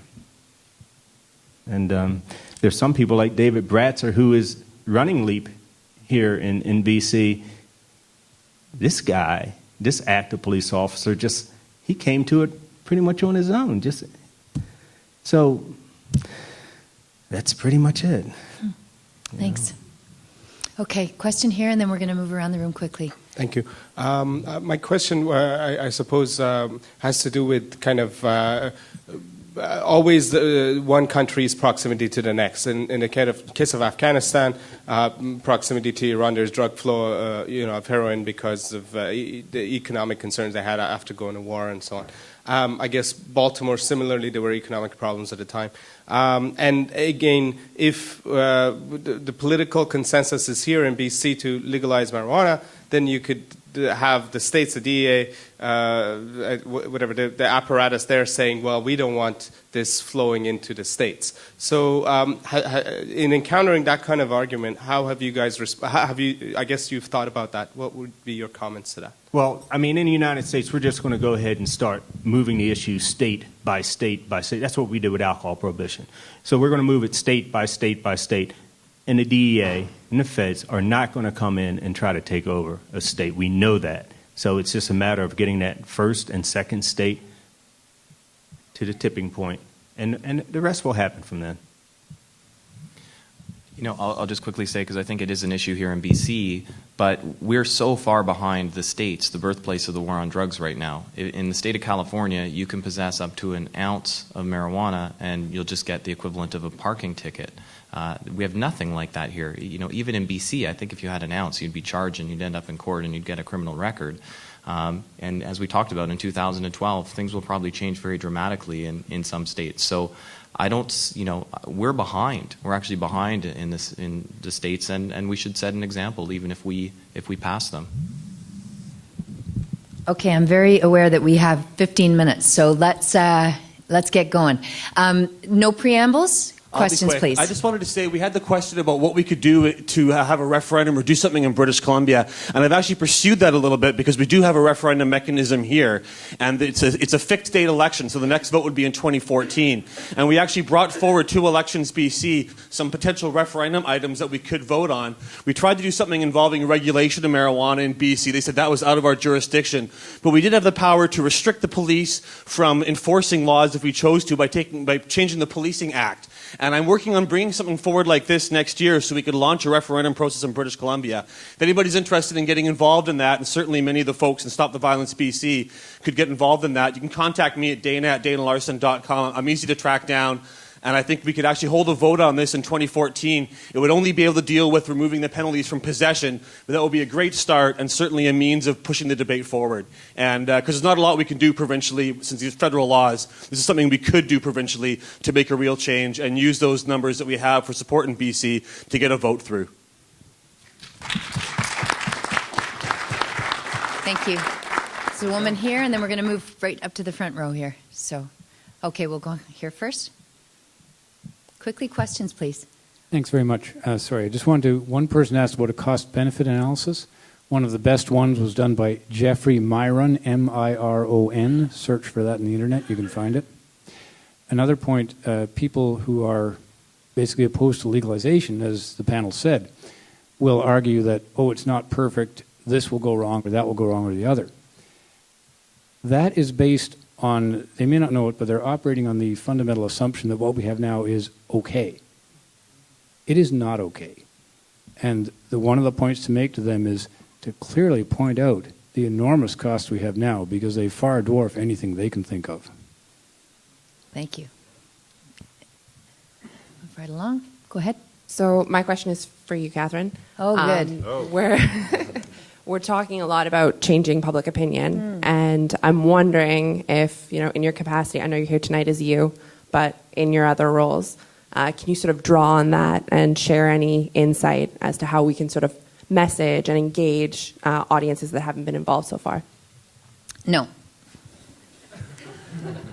My job is not to teach people how to message or communicate. I know what I do as a journalist. I try to look at evidence. I try to ensure that what I'm telling as a story has truth to it. When I started covering the issue about people dying in British Columbia, I started to try to ask why and find out what was going on. And it pulled me into learning about public health and reading report after report after report, whether it was from the coroner or from Evan and Thomas Kerr and a number of other people who have come up with data that I can then look at as somebody who tells stories for a living and put out there to the community. What I do know is people are very curious about that. They want to talk about it. There's an endless series of questions that come from our audiences about these things. But messaging, no thanks. I have something a question. I came to here just after I'd been to the Irish National Drugs Conference, and we ran a session on stigma and drugs in the media because we won a complaint at the Irish Press Ombudsman against an article that was written in the Irish Independent, which is the main broadsheet in Ireland, where the guy, it was an op-ed piece, and he'd called in his word junkies, he'd called them vermin and worthless scum and said if they'd all die that he'd be happy, and this kind of stuff. We thought, well, that's got to breach something, so we looked into the press code. But the thing is, we actually won it on the basis of prejudice, or in this case essentially hate speech, which was a good win. But we actually flew Maureen Brosnahan from CBC over to talk to the people about her reporting on these issues here, and also we had people from national TV and from national press just talking about the different pressures on the different kinds of media. So we had somebody from TV who said, look, my job is very different from the print person. And Maureen was speaking from a radio perspective saying, and look, mine's completely different from theirs, And in each case, though, the big thing that they came up against is editors, who don't want the story they've brought to them. So there were people in the audience saying, we were working a long time with this journalist, and when eventually he came with his photographer, he just wanted pictures of my tattoos on my hands and my big sovereign rings, and he just wanted to see me shooting up, and that's not what I wanted to present. And then, of course, it was just that when it comes to these issues, the stories that sell are unfortunately bad news. You don't get the Bill Hicks-style positive LSD story, in the news. It just doesn't happen. The question up there. Hi, Donald McPherson with the Canadian Drug Policy Coalition, and thank you very much for your presentations tonight. And it's great to see you again, Damon, and welcome to Canada, Neill, and always wonderful to see you, Evan. I just came from the Drug Policy Alliance conference in the States, and some of those of us who were there heard the Lieutenant Governor of California talk from a political perspective, and Gavin Newsom. And he ended his opening remarks at the conference, which was very united around the ending the war on drugs. His final comment, his introductory comments were, and if you heard what I heard behind closed doors, it would break your heart. The level of consensus that the war on drugs has to end, but people aren't saying it, and there was this sort of like groan in the audience. That, oh man. And I have this sense, I had this sense of sort of a word-of-mouth campaign punctuated by events like this and visiting speakers, because if you go to the parlors of Vancouver, whether it's West Vancouver, North Vancouver, the West Side, the East Side, South Vancouver, there's agreement that people get it. So it's how do we make that transition? How do we? And it's almost like each one of us going and picking 30 people to talk to that we know get it. Our siblings, our parents, our relatives, just working from each one of us outward to do that movement building, obviously supported by some events and some social media and some websites. But I think what you're doing, Stop the Violence BC is doing, is creating a platform for that to happen. And certainly the Canadian Drug Policy Coalition would very much want to support that. But I really think it's about leveraging all of those people in those polls and all those people that we know agree but don't know what to do and are there. Thank you. Do you want to touch on that, or do you want to? Should we try and get a couple more questions? Well, I'll give you two anecdotes which back up what you're saying about the heartbreaking thing. I mentioned in my presentation I was down in Colombia, and I was down there a couple of times, but the one time we went to visit military base, and these are the military who are really fighting in relation to the conflict. You know, they've to deal with the FARC and also the traffickers and stuff. And so this military commander gave us this big presentation. You know, it was all like all these photographs of all the people they'd caught. It was obviously nonsense, you know, but they'd put it all together for us, and we sit there and lap it up. This is great. But then afterwards, we were there longer than we needed to be because a friend of ours was there and she was dehydrated. So they took her to the military hospital and helped her out. And the military commander, took us to this to this kind of pool where all these soldiers were having a pool party for some reason. And he gave us a beer, and he sat down and we started talking. He just looks at me and he goes, "We should just legalize this stuff, right?" It's the same guy who's just shown me all of the fight, that had done this big PR thing of all the fighting they've been doing. But then in the UK a little while ago, a guy called Bob Ainsworth, who was an MP, came out and said we need to look at least debating legal regulation and control. And he used to be the Secretary for Defence during the time when Britain was engaged in Afghanistan. And people were saying, "Well, why didn't you say this when you were in power?" He goes, "Because I wouldn't have been in power very long." Pretty simply, you know, his leader would have cut him down real fast, and that's really quite sad. So people, when they do have a bit of courage to speak up, don't find themselves in the same position of power to speak for very long. That's why when you look at the people criticise that recent Global Commission on Drug Policy because they're all former leaders, there's a really good reason for that. There's I think a politically toxic area, or at least a perceived politically toxic area, or a third rail issue, or whatever way you want to describe that. Sir, at the top, question, please. Yes, hi. I just want to say my name is Richard Cunningham. I'm a board member of Vandu. I've been with Vandu basically from the start. I'm also an addict. I've been an addict for 30 years. I'm also a nurse, and I'm also a Christian. Let's just start. Number one, all I've been hearing is money, money, money. That's what the states talk about. This is what Canada's talk about. You guys are forgetting humans' lives. My life. I have HIV. I had it for 20 years. If I had harm reduction back then, I would not have HIV. That's just one, right? Our problem down here is we got really serious welfare system that you can't get ahead. You know, our welfare is very low. The conditions that we live in, right? What kind of morale do I want to change when I don't see any kind of guiding light, in a sense? Because you're tagged with being an addict. They don't know much about me, but I'll tell you, I may be an addict, but I'm a person as well. I see a lot of waste of money. I see a lot of time being spent. How are we going to do it? How are we going to fix that? Well, number one, you need to come... Sir, we're talking about cannabis and the possibility of regulating cannabis in British Columbia. Yes, well, I for myself, I have a license to smoke. That's important. But what I'm saying as well is we need to also start taking into consideration all the other problems as well. Can I talk about the omnibus bill? You know what that's going to create? It's going to be like in the States where all the blacks are in jail and Puerto Ricans, right? Here, Aboriginals and all that will be in jail as well if that omnibus bill is passed. Yeah. I just totally agree with my friend Richard, who I know well, and I totally agree. And I think that's actually part of the conversation, and sort of what I was alluding to in the insight thing and how public opinion was changed is you had all those voices. You had the economists saying this, but the human side as well. And it's a huge issue that needs to be brought to bear on all drug policy, whether it be cannabis or issues related to intravenous drug use. Okay, we have a couple of minutes left, so I see question. Go ahead. Hi, I was wondering when you're looking at the polling from Angus Reid and you're seeing these positive sort of numbers in terms of pushing forward your message, how much are you going to look at what messages still linger though from the war on drugs sort of rhetoric, the whole pot is a gateway drug, and I don't want my kid smoking pot because it's going to be laced with this and this and this, despite what the facts are. So are you planning on trying to address those messages that still linger? Yeah.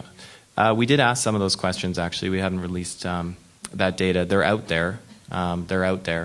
We didn't ask about the laced with question, and to be honest, we're sort of constrained to be able to do that kind of research. But we did ask the gateway thing, and certainly those views are prevalent, but they're in the minority, and they're held by people that oppose this. So we need to engage with those people. Something about the gateway thing, because in harm reduction, cannabis is no different. We don't get so head up about the fact that people are using drugs, but that they're being harmed by them. And for me, what I'm more interested in is gateway to drug-related harms. I don't really, and it's there. It's why would somebody's recreational use turn into something harmful? It's usually got very little to do with the drug itself and something else that's going on. And that's when I said, do we really need to talk about what's needed to protect children and young people? When, if somebody's in a place in their life where what was manageable drug use is becoming unmanageable, something else is going on. The drug isn't shoving them in the elbow. There's something else pushing people towards it, and that's what we need to issue. That's what we need to deal with directly. And criminalizing the stuff does nothing to help that. Zero. Just a real quick comment on this gateway theory, and we've been able to pretty much disprove it. That question it's just about gone in the States now as they're running out of arguments. Number one, we've been able to demonstrate that cigarettes and alcohol are truly the gateway drugs for our young people, not marijuana. And when you're using marijuana, which is still an illegal drug, it puts you into a criminal marketplace. You're then subject to the marketing programs of our illegal dealers, our friendly dealers out there in the neighborhood, will then try to push you onto something else. So in a legal environment, you wouldn't have that. You wouldn't have people in a place where they're being exposed to heroin, cocaine, crystal meth, and what have you. So that's the importance of moving from prohibition to a legal market for cannabis. Okay. Thank you. Anne. Hi, I'm Ann Livingston. I helped organize the Vancouver Area Network of Drug Users. I think that one of the big pieces that's missing that ties the harms of and the terrible criminalization of people around grow-ops is the children that are apprehended from Vietnamese grow-ops in this province. And I had a friend who worked for child protection, and they would get a call the night before, we need this many Vietnamese-speaking foster homes. And I think that if those young people who have had that experience, they must be adults, there must be a bunch that are adults by now, if they came forward and spoke, it would be terrifically moving, the same kind of impact that Neill's, you know what I mean, that kind of gripping thing, because that's the story no one can argue with. And I think the place we went with Insight was that the people could talk about their children, or the drug users themselves could talk about the terrible damage they had experienced. And those are the way the story comes forward, where it's, anyway, that's what I think, one of the voices that would really add to this. And we would start to get a sense of just how many people are really impacted by this in the province, and it's large. Mm-hmm. Yeah, that's what was fascinating about the Proposition 19 campaign, is that, this week you had the church leaders press conference. The weekend after that, you had, the Moms Against the War on Drugs thing, and all these voices culminating. George Soros gave $1 million to support that campaign, and other big donors as well. So, to get organized like that is very difficult. But I think you're exactly right. You need those human stories. I have a question for Neill. You mentioned that the police have tunnel vision and they're trained to think that way. And I was just wondering if you have any suggestions that the community can use to make them more empathetic towards what we want and towards dealing with them, if not necessarily if you're caught with possession, obviously, but like for the things that we want at the community and the changes that we make, because dealing with them can be difficult, and they don't seem necessarily sympathetic to the cause. Yeah. Let me just say something real quick. There are many pressures internally in law enforcement agencies to make so many arrests, which typically comes down from the top. There are police departments out there, mostly smaller ones, that are really doing some good things and good work in communities. I think the issues that I'm speaking to are more prevalent in the larger departments. For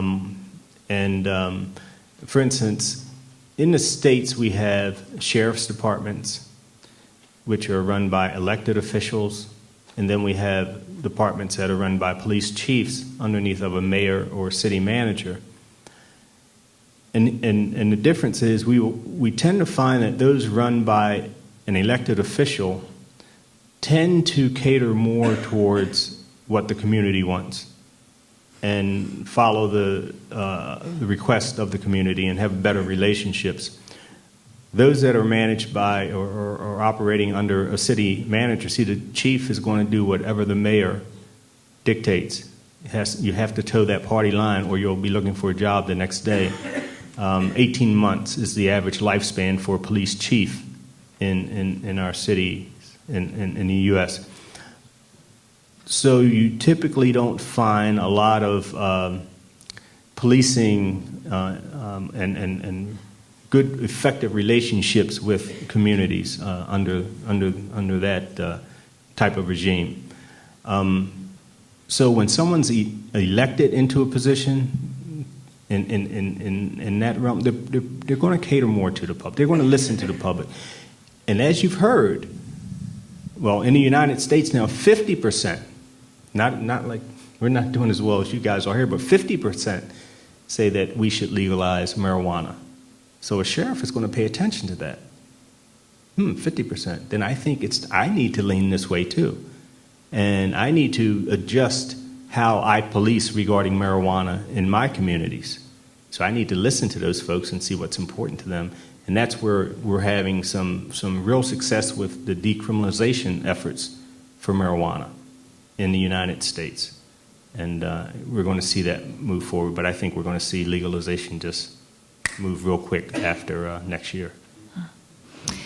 We are pretty much out of time for this evening, but I'd like to offer each of our panelists a moment for closing thoughts or reflections. But I do have one more question for you, Neill. All those badges, Yeah. does that give you some traction with the people you used to work with in terms of this new message that you're trying to put out? Believe it or not, the folks that know me, they know what I'm about, and they know what I'm trying to do, and they understand it, they get it. If they're active, they're still very hesitant. There have been a couple that have become speakers who are still active. The folks that, boots on the ground, police doing the work in the communities, really want to make a change, but they can't. It's the hierarchy that's the problem, and balancing their budgets through. I mean, I used to balance the budget for Baltimore City. Finance was one of my commands, and I needed those federal dollars to do that. I really did, and that's, well, so it's tough. It's really tough to do. We have to make some significant changes, though, in order for that to happen. Damon, some closing thoughts tonight. It just relates to the last two questions, but Anne's point about the children essentially involved in the drug trade. I think one of the things that you cannot do in a illicit supply chain or production and supply chain is bring the law to bear on any form of labor standards, right? You can't disallow the involvement of children in the drug trade if it's a criminal trade. It's just going to happen, and children are going to get exploited in that way. Now, I'm not saying that Human Rights Watch did a great report recently on children involved in labor in tobacco farms in Kazakhstan, and that goes on, but at least it can be dealt with. At least what happened is they brought those concerns to Philip Morris International, and they went, yeah, we do try and deal with this, we'll work harder. And apparently they got quite a positive response. And that's something that I'd like to see, people who are really thinking much more carefully about this than I am about models for regulatory reform. I'd really like to see the position of children within it. Often what you do is you get, well, we're going to put an age restriction on access. This is in terms of use. So, and end of story. It's like, well, not quite, because they're still going to experiment. So how will the framework protect them in that way and just be more? I can envisage it. I just want to articulate it a little bit better. But the second comes to the lady's point about talking to the police. And one of the things I've thought I'd really like to do an experiment with politicians and with police officers and others where we really genuinely brought down the veil of ignorance, right, and generated a drug policy where you don't know who you're going to be in an imaginary world in the future, where you could be Richard Cunningham, or you could be Anne, or you could be me, or you could be a child, or you could be disabled, and so on and so forth. And really see if people would accept the kinds of policies we have now if they didn't realize who they were going to be in the future. The old 12-step there, but for the grace of God go I, and all that. I think it rings true. When you talk about like some of the people, you could say to people, would you accept this for yourself? Like, so you can say, and you could say to somebody, would you accept this for your child. And they'd say, what, not being allowed to smoke cannabis? Yeah. Okay, well, how about getting a criminal record that they can't expunge because they tried cannabis? I'd prefer they didn't. Then your decision's made, and never vote for a politician that says any different.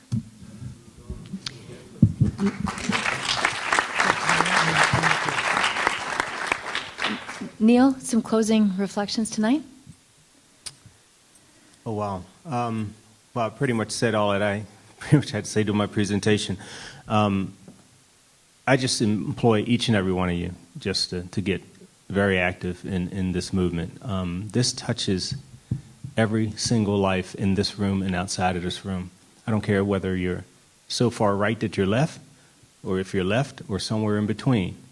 It touches your life, whether money is your interest, or whether health is your interest, education is your interest, law enforcement, crime, whatever it is, it touches you in some size, shape, or form. So I just implore you, the importance behind this, to get involved.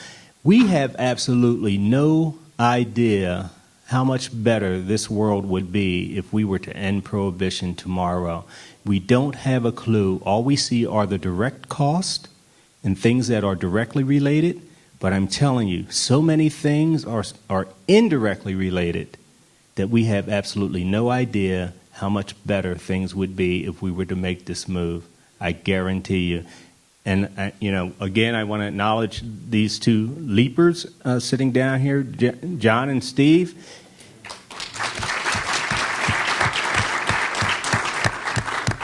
If you have a chance, please say hi to them and, exchange some information before you go. Thanks. Thank you. Last word to you, Evan. Yeah, I don't think I can really add anything to what's been said, but these guys have come very far to be away from their families. So thank you so much. Kathryn, you're away from your family tonight. Thank you so much. And thank you, everybody, for coming. And hopefully this conversation will continue.